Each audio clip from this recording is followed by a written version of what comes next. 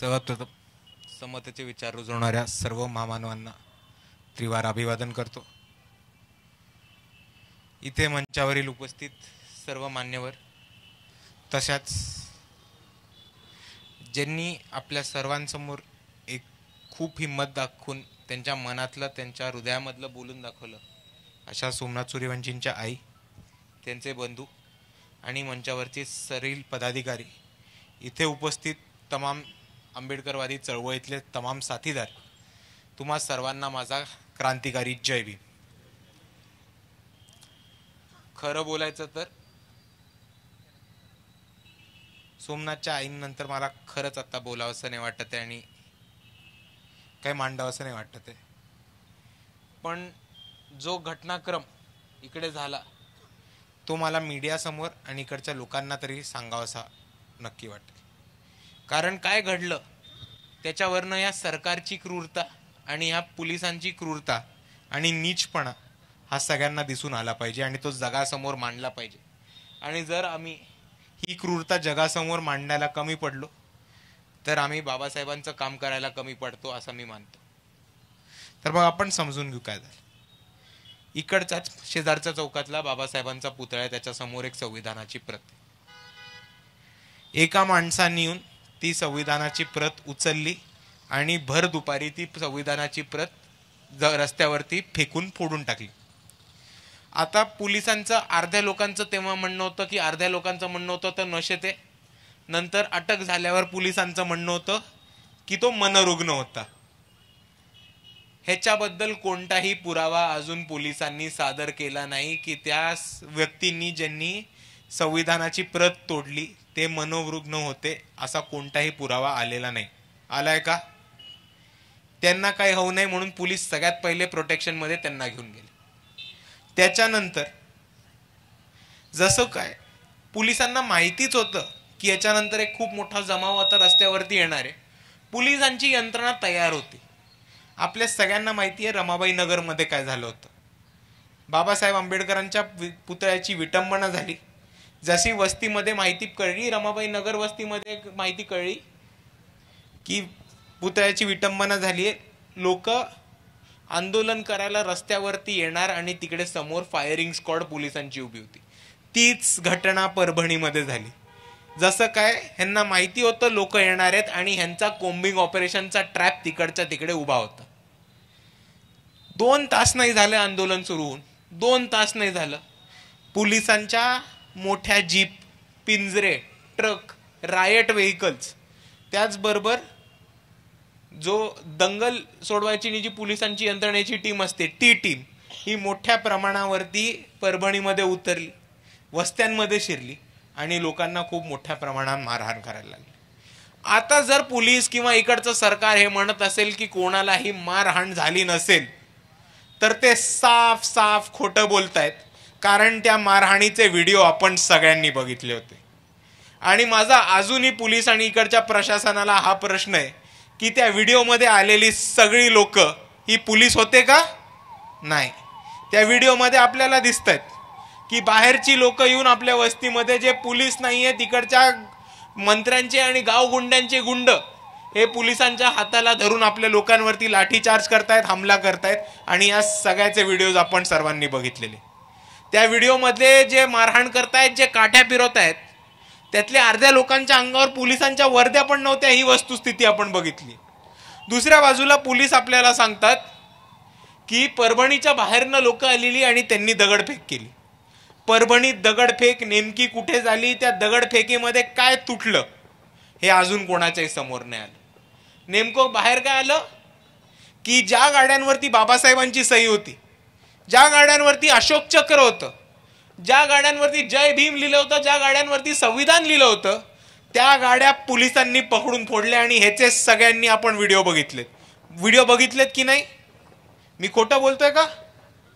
सगळ्यांनी बघितलंय। ह्यांचीच गाडी होती, मामा हात वर करा, एक ह्यांची गाडी होती, समता सैनिक दलचं काम करतात, ह्यांची एक गाडी फोडण्यात आली होती। आणि असं प्रत्येक ठिकाणी परभणीमध्ये झालं। त्याच्या दुसऱ्या दिवशी आम्ही इकडे आलो, सकाळी सकाळी पुण्यावर निघालो, दुपारपर्यंत परभणीला पोचलो। सगळ्यात पहिले आपल्या पदाधिकाऱ्यांची बैठक घेतली, मग आम्ही पंचशील नगरमध्ये गेलो, प्रियदर्शी नगरमध्ये गेलो पहिल्यांदा. प्रियदर्शी नगरमध्ये एक खूप दुःखद घटना जी आमच्या कानावरती आली ती म्हणजे पोलिसांनी एका प्रेग्नंट बाईला रस्त्यावरती लोळून महिला पोलीस नसताना काठीनी तुडवण्यात आलंय आणि ही दुःखद घटना आम्हाला सांगण्यात आली. तसंच इतर आपल्या भागांमध्ये जाऊन इतर लोकांना भेटून काय काय प्रकारचे क्रूर हल्ले झालेत हे समजून घेतले. रात्री पोलीस हॉस्पिटलमध्ये गेलो, पोलिसांना भेटायच्या आधी हॉस्पिटलमध्ये गेलो. तिकडे 2 लोकांनी ताईंचा उल्लेख केलाय, मानवटे ताईंना भेटायला गेलो.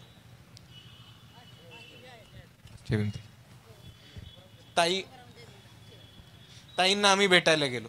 आपण सर्व ताईंना ओळखता आणि आपल्या सर्वांना माहिती आहे काय प्रकारचे हल्ले झाले. पोलिसांनी लेडी कॉन्स्टेबल नसता, लेडी पोलीस नसताना ताईंच्या अंगावरती उभं राहून त्यांना मारहाण केली. तिकडचे जे डॉक्टर होते त्या डॉक्टरांनी मला सांगितलं की ब्लंट फोर्स ट्रॉमा हा प्रकार झालाय. ब्लंट फोर्स ट्रॉमा म्हणजे कोणत्याही एका व्यक्तीला जेव्हा तुम्ही एका वस्तूनी मारता आणि इतकं मारता की जेव्हा केव्हा पुढे त्यांना ते आठवण येतं, त्यांना त्याचा ट्रॉमा होतो, याला ब्लंट फोर्स ट्रॉमा इम्पॅक्ट म्हणतात. हा एक आजार ह्या पोलिसांच्या वागणुकीतमधनं झाला हे डॉक्टरांनी सांगितलं. त्याच्यानंतर आम्ही कलेक्टरला भेटायला गेलो आणि कलेक्टरला भेटायला असताना इकडे वंचित बहुजन आघाडीचे पदाधिकारी सगळे तुम्हाला सांगतील की दादांत खोटं हे कलेक्टर आम्हाला आमच्या तोंडावर बोलले होते की आम्ही कोणालाही मारलं नाही. आम्ही मानवटे ताईंना भेटलोय, आम्ही कमीत कमी 100 अशा पीडितांना भेटलोय ज्यांच्यावरती पोलिसांनी लाठीचार्ज केला होता. आणि मग कलेक्टरनी जेव्हा आमच्या तोंडावरती आम्हाला खोटं सांगितलं की आम्ही कोणालाही हात लावला नाहीये, त्याच्यानंतर सोमनाथ सूर्यवंशींचा कस्टोडियल डेथ झाली किंवा त्यांचा पोलीस कस्टडीमध्ये मृत्यू झाला, त्यांचा मर्डर झाला. आणि मी काही डॉक्टरांची नाव नाही घेणार कारण पोलीस प्रशासन त्यांच्यावरती खूप अडचण करेल, पोलीस प्रशासन त्यांच्यावरती खूप दबाव टाकेल. पण खास करून त्या 3 डॉक्टरांचा आणि वंचित बहुजन आघाडीच्या वकिलांच्या टीमचा मी खास करून धन्यवाद करतो की त्यांनी केलेल्या कामामुळे आणि त्यांनी बरोबर बाहेर आणलेल्या पोस्टमॉर्टममुळे हे तरी जगासमोर आलं की परभणीचा कलेक्टर 1 नंबरचा खोटारडा आहे. आणि दुसऱ्या बाजूला माननीय मुख्यमंत्र्यांनी सभागृहात केलेलं वक्तव्य पण ह्यांच्या संशोधनामुळे खोटं धरलं जगासमोर. आणि म्हणून मी या डॉक्टरांचा आणि या वकिलांचा एक धन्यवाद करतो. आणि हेच बोलत असताना आपण सर्व आज इथे उपस्थित राहिलात, सोमनाथ सूर्यवंशींना न्याय मिळवून देण्यासाठी या शांतते मार्चमध्ये आलात, म्हणून मी आपल्या सर्वांचा धन्यवाद करतो. पण हाच धन्यवाद करत असताना मी इकडच्या पोलीस प्रशासनाला आणि प्रशासनाला एकच गोष्ट सांगतो की दादा, हा आज लॉंग मार्च निघाला, शांततापूर्व मार्च निघाला, पण शांततावाला हा आमचा शेवटचा मार्च असणार आहे.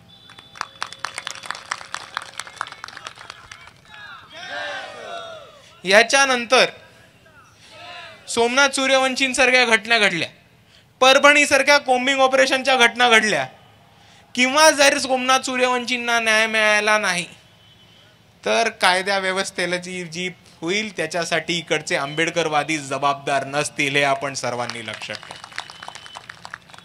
आणि दुसऱ्या बाजूला मला माझ्या बांधवांना हे सुद्धा सांगायचं आहे की सोमनाथ सूर्यवंशींच्या हत्येनंतर नवीन प्रकरण सुद्धा सुरुवात झालेली होती, ते पण आपल्याला सांगतो.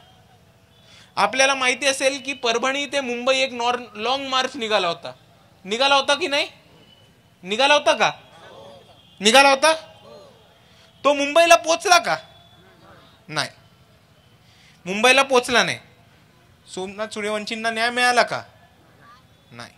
पण तो मोर्चा पण पोचला नाही. तर नक्की काय झालं?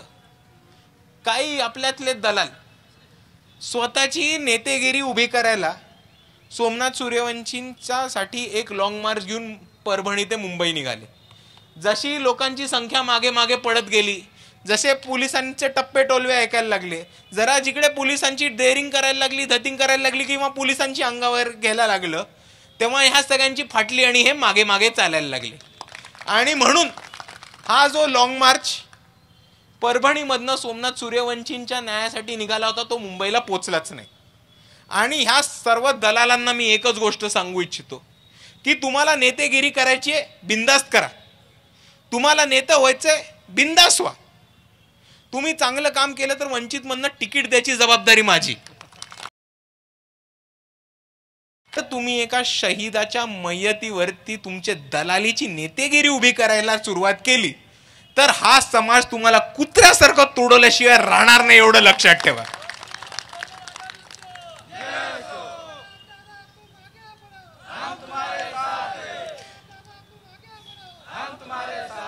आणि दुसऱ्या बाजूला अजून एक गोष्ट आपण सर्वांनी समजून घेतली पाहिजे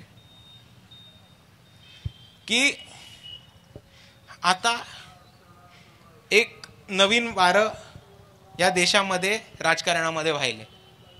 जेव्हापासून वंचित बहुजन आघाडीची सुरुवात झाली आणि जेव्हापासून आपण आंबेडकरवादाची ताकद परत एकदा महाराष्ट्रामध्ये उभे करून दाखवली, इथे सगळ्यांनाच आंबेडकरवादी बनायचं आता खूळ सुटलं. आणि त्याच्यामुळे आपल्या चळवळीचं नुकसान होतं हे सुद्धा आपल्याला समजून घेतलं पाहिजे. ज्या पक्षांनी बाबासाहेबांना भंडारा गोंदियामध्ये पाडलं, ज्या पक्षांनी बाबासाहेबांना मुंबईमध्ये पाडलं, ज्या पक्षांनी बाबासाहेबांना भारतरत्न द्यायला इन्कार केला, त्या पक्षाची लोक आज सगळीकडे बाबासाहेबांचा फोटो घेऊन फिरतात, निळे टी शर्ट घालून फिरतात. आणि आपण बघितलं असेल की सोमनाथ सूर्यवंशींच्या हत्येनंतर ही लोक सोमनाथ सूर्यवंशीच्या घरी सुद्धा आली होती. ह्याच्या आधी कधीही आपण राहुल गांधींना परभणीमध्ये बघितलं होतं का? या घटनेनंतर आली. त्याच्यावर मीडिया समोर जाऊन सगळीकडे जाऊन राहिले की सोमनाथ सूर्यवंशी दलित होता, एका दलित पोराची हत्या झाली. आता ह्या काँग्रेसवाल्यांचं आंबेडकरवादाबद्दल आकलन इतकं छोटं आहे की ह्यांना हेच वाटतं की एक माणूस आंबेडकरवादी तर तो दलितच असणार 100%.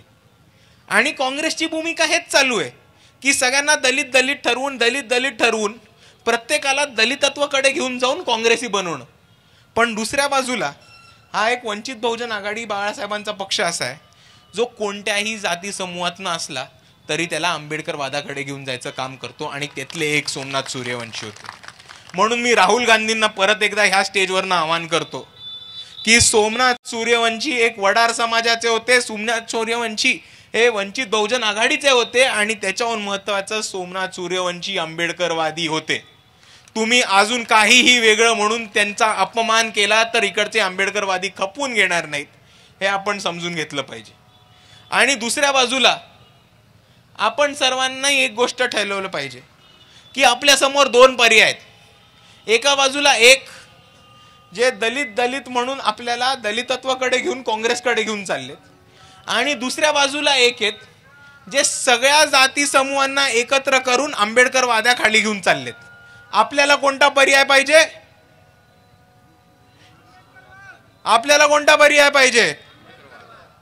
आणि म्हणून मी आपल्या सर्वांना एवढीच विनंती करतो की आज हा शांतता मार्च झालाय आणि आपल्या सर्वांना माहिती आहे की लॉंग मार्च पोचो कोणी खोटी सहानुभूती देव, सोमनाथ सूर्यवंशींसाठी न्याय मिळवण्यासाठी बाळासाहेब आंबेडकर हे स्वतः मुंबई हायकोर्टाच्या औरंगाबाद समोर स्वतः वकील बनून उभे राहिलेत.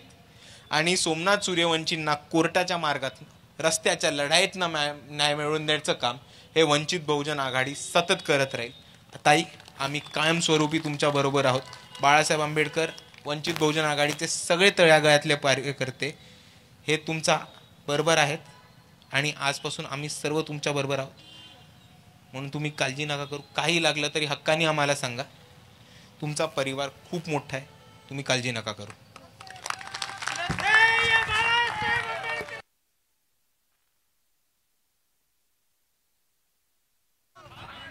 धन्यवाद दादा.